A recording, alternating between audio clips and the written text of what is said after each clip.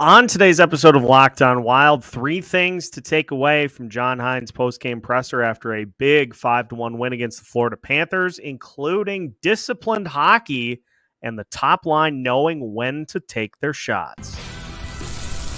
Hey, this is Matt Boldy, and you're listening to Locked On Wild. You're Locked On Wild, your daily podcast on the Minnesota Wild. Part of the Locked On Podcast Network, your team every day. What's happening, everybody? Welcome in to another episode of Locked On Wild, your daily Minnesota Wild podcast. Part of the Locked On Podcast Network, we are your team each and every day. And we thank you for making Locked On Wild your first listen each and every day.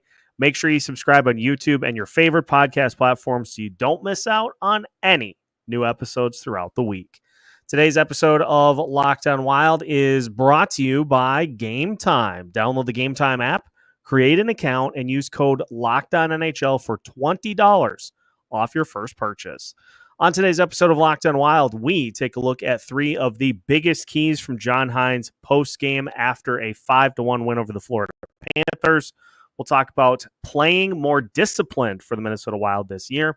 We'll also talk about being opportunistic on offense, especially on the road, and the chemistry that the top line has continued to cultivate here early on in the season, and how Marco Rossi played his way into the 1C spot during training camp. My name is Seth Toupal, host of Locked On Wild, credentialed media member, and host of the show since 2021. If you caught it last night after the game, our Locked On Wild postcast, a fun win for the Minnesota Wild over the Florida Panthers 5-1. The Wild never trailed. The Wild built up a 3-0 lead, and when the Panthers made it 3-1, the Wild turned the Jets on once again and scored a couple of goals to put this one away.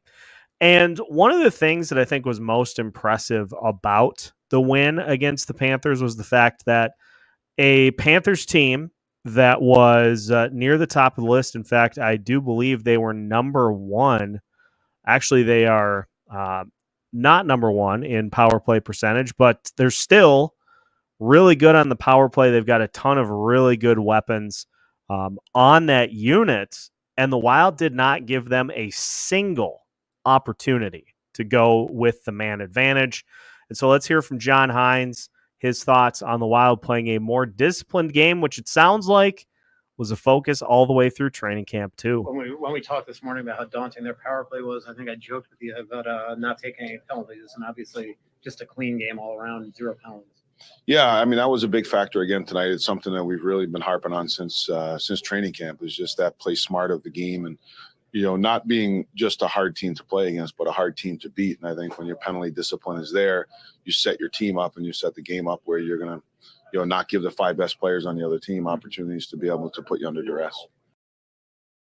So John Hynes says being a hard team to beat, and I think by extension he means a team that doesn't beat themselves.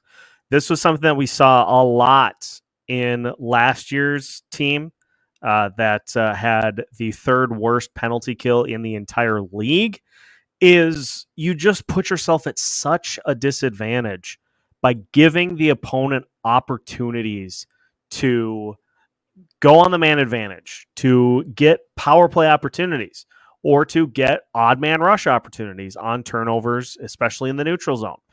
And so a lot of what happened to the Wild last year was the Wild beating themselves. And so far, through 6 games this year, the Wild have 24 penalty minutes, which is amongst the lowest in the league. Coming into play with the Frozen Frenzy yesterday, a ton of that game action. And so I am pretty sure that the Minnesota Wild at least are the 3rd fewest penalties. Winnipeg took 2 penalties in their win over the St. Louis Blues, and so their penalty minutes total is now 22 minutes on the season. And the New York Islanders got shut out by the Detroit Red Wings. In their game, they ended up taking 2 penalty minutes. And so they are also at 22, and so the Wild still 3rd fewest penalties in the league at penalty minutes, that is. at 24 minutes. But this is great to hear that it was a focus in training camp, because the Wilds have had a propensity to take a lot of undisciplined penalties over the last few years, from not being in position, from trying to overcompensate for mistakes.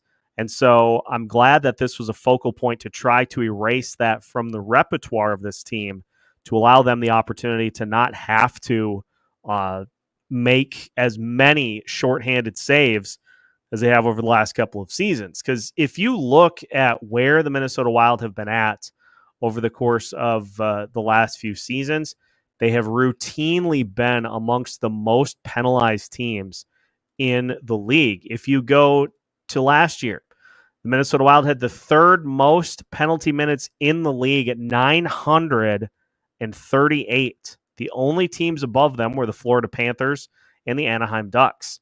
If you go to 2022-2023, the Minnesota Wild had 925 penalty minutes in that season, which had them sixth most in the NHL. In 2021-2022, the Wild were third with 882 penalty minutes on the season. And so to see that, and for the Minnesota Wild to have 24 penalty minutes through the first 6 games, if that were to hold, the Minnesota Wild would find themselves in a much, much better position, because that would be just 328 penalty minutes all told. And what did the team with the fewest penalty minutes have last year? The Dallas Stars with 554. And so there's some room for the Wild to, maybe not shatter the fewest penalty minutes mark. And there are going to be games. There are going to be games where this comes into play. Obviously, some of these divisional battles against heated rivals.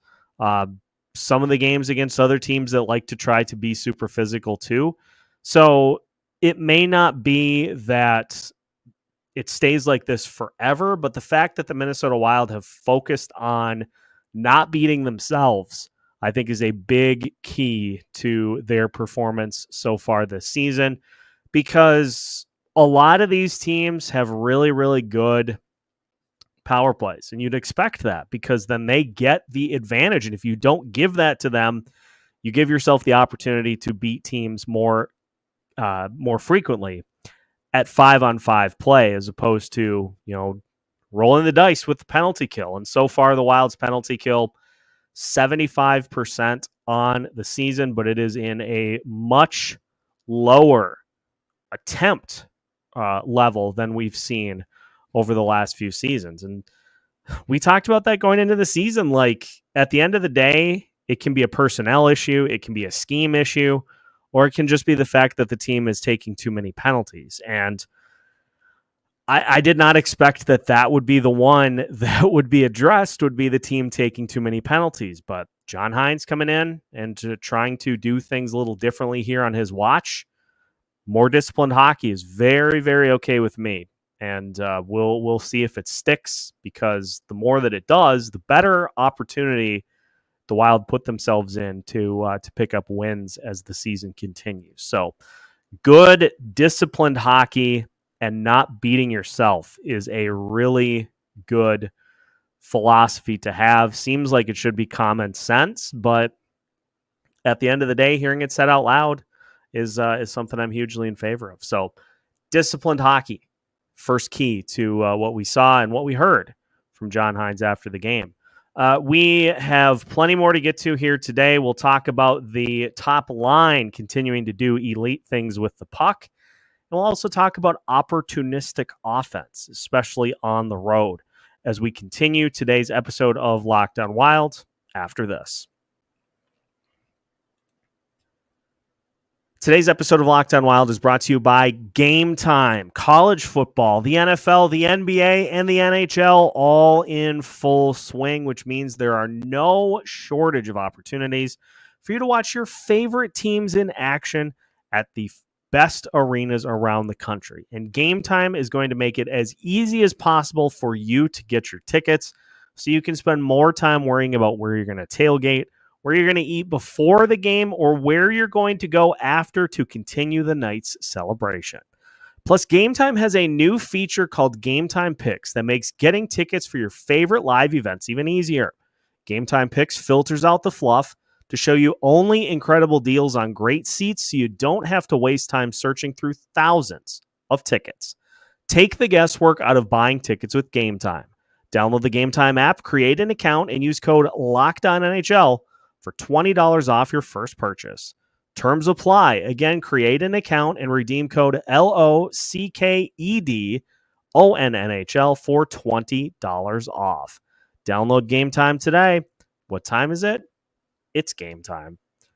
Today's episode is also brought to you by Prize Picks. Prize Picks is the best place to get real money sports action. With over 10 million members and billions of dollars in awarded winnings, Prize Picks has made daily fantasy sports accessible to all. You just pick more or less on at least 2 players for a shot to win up to 100 times your cash. Run your game all season long with Prize Picks. Get this. Prize Picks is the best place to get real money sports action. You can join over 10 million users and sign up today. Prize Picks is the only real money daily fantasy platform with an injury insurance policy. So your lineups stay in play even if one of your players gets injured. If your player leaves in the first half and doesn't return, Prize Picks keeps your lineup live. Sign up today and get $50 instantly when you play $5. You don't even need to win to receive the $50 bonus. It is guaranteed.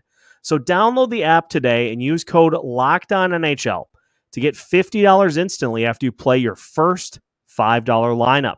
Again, download the app today and use code LOCKEDONNHL to get $50 instantly after you play your first $5 lineup. Prize Picks. Run your game. Welcome back to today's episode of Locked On Wild. Once again, we thank you for making Locked On Wild your first listen each and every day. Make sure to head to the community tab on our YouTube channel to vote. Should we have a watch party on Saturday against the Philadelphia Flyers? It's a noon puck drop. I kind of dig a noon Saturday game because there's so much sports going on as it is. It's nice to be able to watch more sports after the Minnesota Wild have already played and still have some of your night available after the game is done. So cast your vote, and we'll see what we get, and we may end up having one for Saturday's game against the Flyers. Continuing our 3 things recap of the 5-1 win yesterday over the Florida Panthers. And we saw another outstanding performance from the Kirill Kaprizov, Matt Zuccarello, Marco Rossi trio, combining for a couple of insane goals. The Kirill Kaprizov thread-the-needle pass through the legs of Anton Lindell to Marco Rossi with the perfect tip in front of the net was one. But the one that I think was infinitely more impressive was the motion that Kaprizov, Zuccarello, and Rossi put into work on the Zuccarello goal later in the game. You have great passing between Zuccarello and Kaprizov and just moving around the net, getting the puck to Kaprizov right in front of Sergei Bobrovsky. He moves to his left, pulls Bobrovsky completely out of the net, and Kirill, the elite playmaker that he is and the ice vision that he has, he could have tried for the wraparounds, but there were Panthers in front of, there were Panthers players in the crease. And so Kaprizov saw that Matt Zuccarello was in the right faceoff circle, got him the puck, and Zuccarello with, in pretty much wide open net with the exception of defensemen who are going to try to block it, but not as easy as a goalie. And Zuccarello comes away with his 4th goal to continue to lead the Minnesota Wild here through the first 6 games of the season. And John Hynes, after the game, was asked about that line's chemistry, as well as the decision to go with Marco Rossi as the center for that top line. Kirill joked that Zuki's now the shooter and he's the passer this season. It does feel like right now that this team, is really riding the two of them and their chemistry. Yeah, I think the two of them obviously have played well since the start of the year. To be honest, I really like that line tonight. I just thought that the way that they managed the puck themselves, obviously skilled players and guys that want to be able to make plays, I thought that they found the times when they were able to do that. But when they didn't have those opportunities, they didn't force plays. And then when you really look at that, that allows them to be able to get into the offensive situations that they made some plays in tonight. You didn't put Marco with them initially at the beginning of camp. So where did you think this was ultimately where it would end up, or when did he kind of solidify that role for you? I wasn't really sure. As we went into camp, we talked about looking at Hartman there, Rossi there, possibly Ek there. We did all of those things in camp, and then just the way that the line chemistry went. The Marco and Zook and Kirill looked pretty good. Obviously, the pair of Ek and Boldy and Johansson's playing really well. That looked good. But then also the line with Hartman and Foligno and Trennan, seemed to click as well. So that's how we broke camp, and it's been good since. This is what you hope when reuniting Zuccarello and Kirill. This is kind of their MO, their bread and butter when they're at their best. Yeah, for sure. I think it is, and the thing that you like to see is, I think when they're going to plan a line together, even with Marco, is just understanding when the plays are going to be there and when they're not. And I think that they're making good decisions of when the puck needs to go north and they need to get to a pursuit game and get to the offensive zone. And then you can, if you work in that area, now you're in the best area to score. And then when there's times where they can make plays through the neutral zone, the decision making has been strong. That's allowed the line to click. John Hynes is right here. That top line has done a really good job of, I think, understanding kind of what Kirill Kaprizov on that line means for the opportunities for both of those two. You expect that when Kirill Kaprizov has the puck, he's going to garner a large portion of the attention. This is exactly what keyed the Zuccarello goal later in the game. Is Kirill has the puck right out in front of the net, kind of in that slot area, draws a ton of attention. And so what he does is realizes, hey, if I can skate to the left, if I move around to behind the net, I can draw some attention away and leave opportunities for Zuccarello and Rossi to be able to take advantage of the matchups that remain. And the plan was not, obviously, to pull Sergei Bobrovsky completely out of the net. But Kirill then recognizing, too, like, if I try for the wraparound, there's a possibility that the Panthers player, and I don't recall which player it was in the net for the Panthers at that point, trying to kind of cover up for Bobrovsky. But understanding that if I try to go for the wraparound goal here, it's very likely that the attention's going to get to that spot before I do. And so he sees Zuccarello, and Zuccarello is able to take advantage of that opportunity. But there's another piece to this that I think is really important, and it further aligns with what John Hynes has preached since the season started, and that's the details. And I would venture to guess 80% of the goals the Minnesota Wild have scored so far this year have been the direct result of doing the little things to ensure that that play continues. That Marco Rossi deflected goal in front only happens if Marco Rossi is able to get net front presence, something that he is very good at, but something that is a little bit of a kind of extra skill, is getting that net front presence and battling for the opportunity to knock that pass from Kirill Kaprizov down and in past Sergei Bobrovsky. Getting to the front of the net is a little something extra. But that line has done a really good job of winning battles along the boards, too, to keep possession alive and to give themselves additional chances for shots on goal and for goals themselves. And you look at where they're at in terms of points right now this season, and it just completely clicks. Like Kirill Kaprizov's got 10 points in 6 games. Matt Zuccarello has 7 points, 4 goals in 6 games. Marco Rossi has 3 goals and 3 assists in 6 games. And that's all because those guys are doing the little things that lead to more opportunities. It's not glamorous stuff.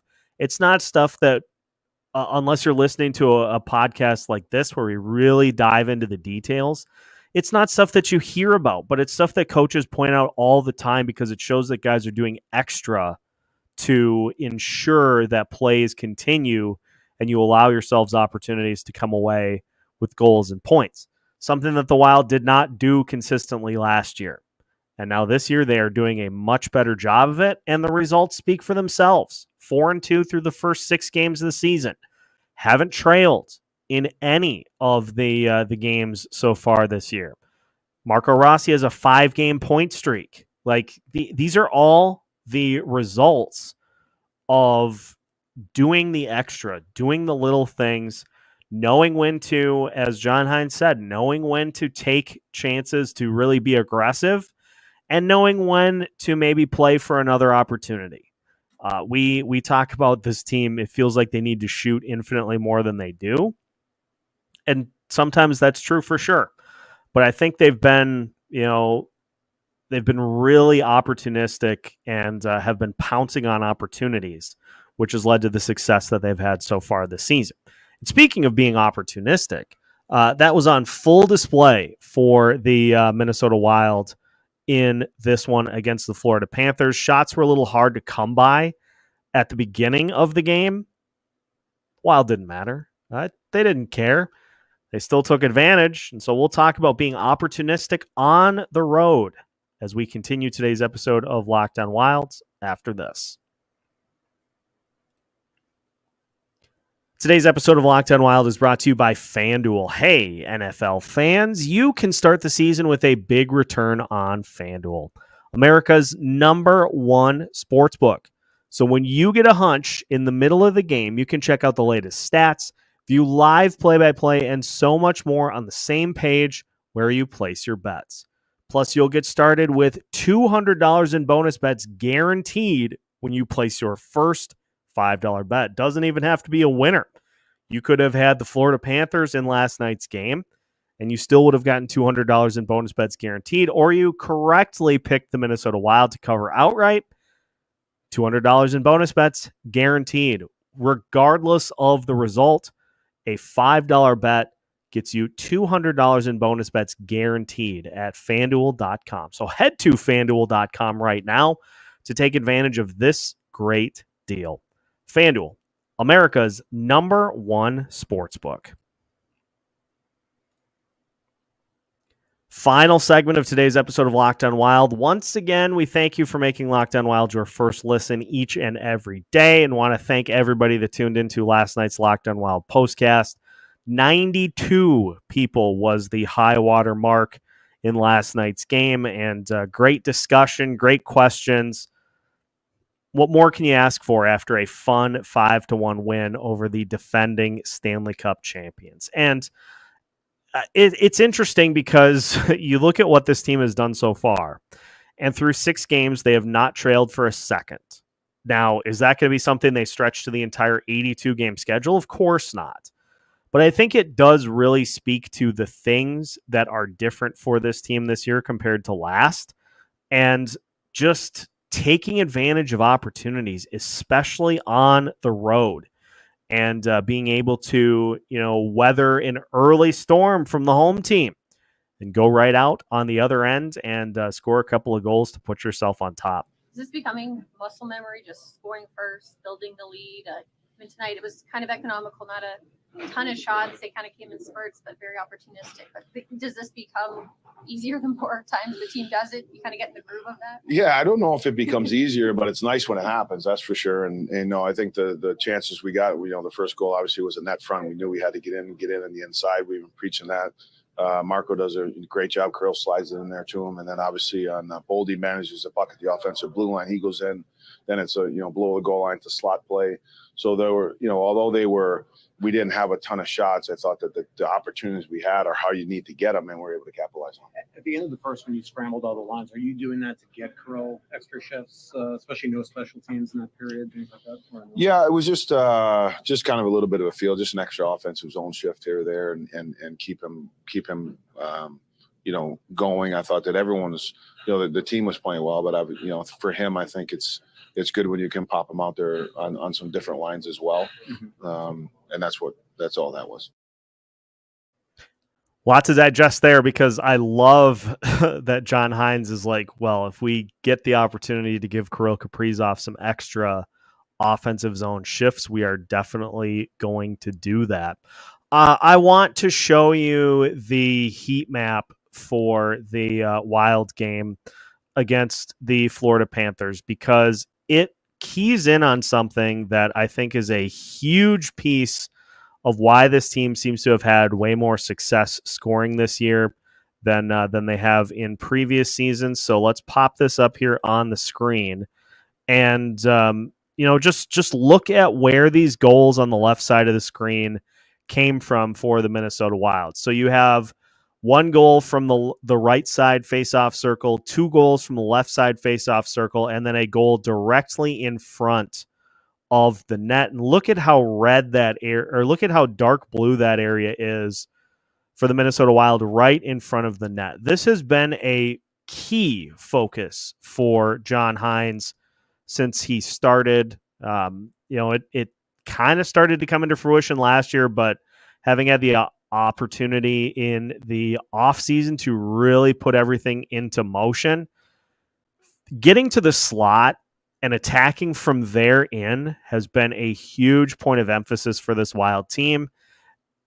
And at points, like it seems like this team is only in previous seasons, it seems like this Wild team is only taking shots from the perimeter.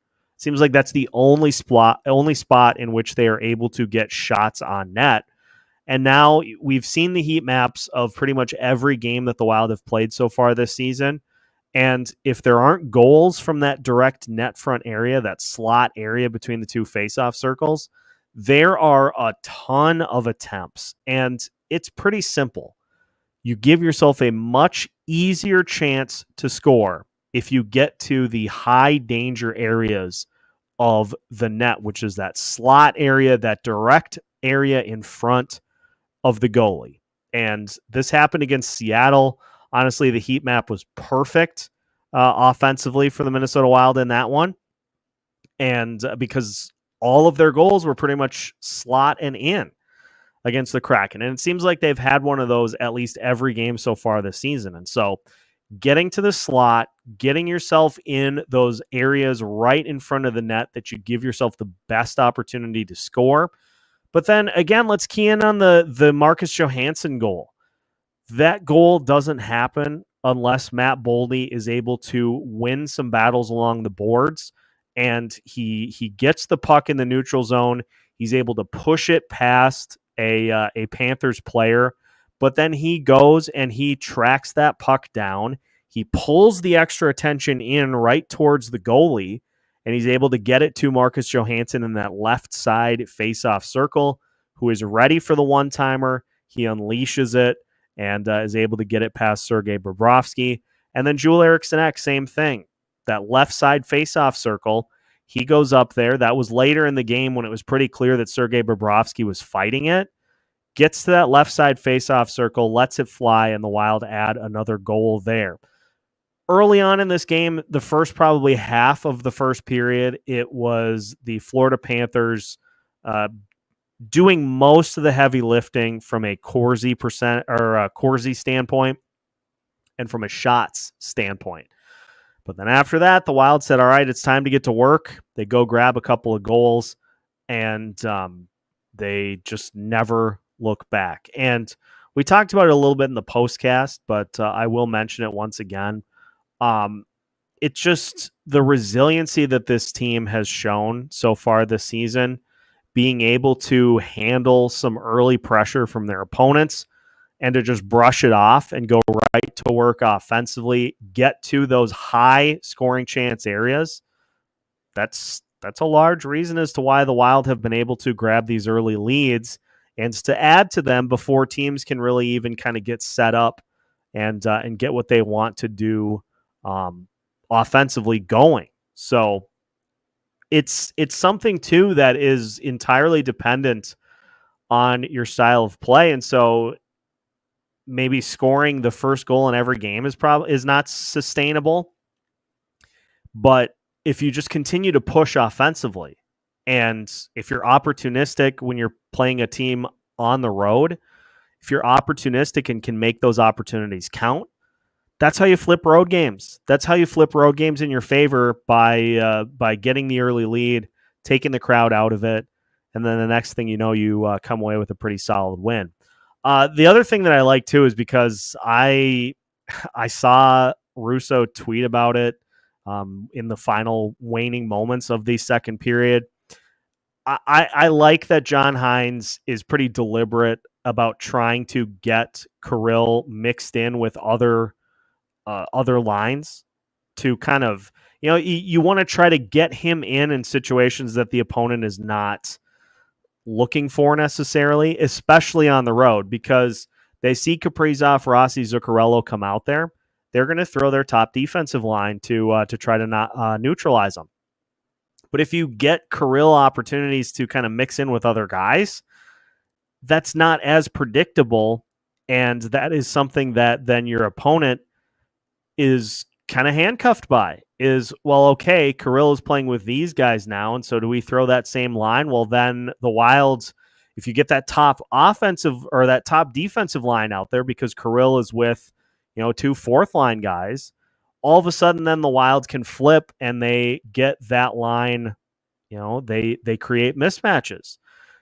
John Hynes, battle tactician, and that is showing in full force here so far this season. So that's another thing that's just kind of fun, is just tinkering with the lineups as the game rolls on. Now, as long as it doesn't result in any too many men on the ice penalties, that's where I draw the line. But really fun win against the Florida Panthers, and it's just, we said it was a measuring stick game, and the Wild were ready for it, and they left really no doubt in this one. But next up, the Tampa Bay Lightning coming up on Thursday. We will have plenty to go over for that game, taking a look at how the Lightning have done over their last few games. But that will do it for today's episode of Locked On Wild. Make sure to join us for tonight's live show. Denny has some thoughts from the last few games. He's got some elite thoughts on some passing tweaks that the Minnesota Wild have made here as well that you are not going to want to miss. So make sure to tune in tonight, 8 p.m. for our next live show of Locked On Wild. Make sure to hit the like button so you don't miss out on any new episodes throughout the week, because we have you covered every single day of the week with new episodes right here on Locked On Wild, all part of the Locked On Podcast Network.